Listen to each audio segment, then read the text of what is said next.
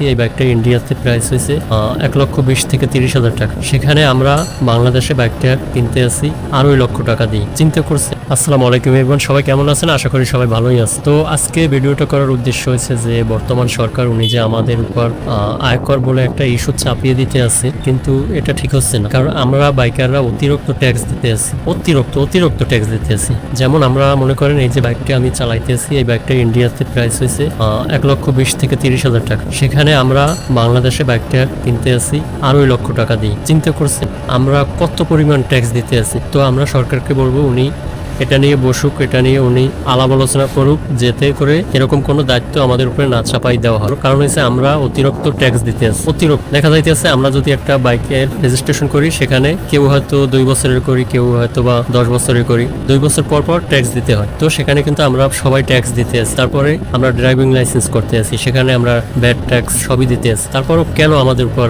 এই যে আয়কর বলে একটা ইস্যু দিতে আছে? কিন্তু এটা কিন্তু ঠিক নয়। আসলে আমরা কোনো আয়কর দিব না, দিতে পারবো না, সোজা কথা। তাতে যদি আমাদের যে কোনো প্রস্তুতি নেওয়া লাগে, আমরা অ্যাক্টিভ আছি সবাই, আর আমরা বাইকাররা সবাই অ্যাক্টিভ থাকবো। কারণ হয়েছে যে কোনো সময় যে কোনো আন্দোলন করা লাগলে আমরা প্রস্তুত আছি।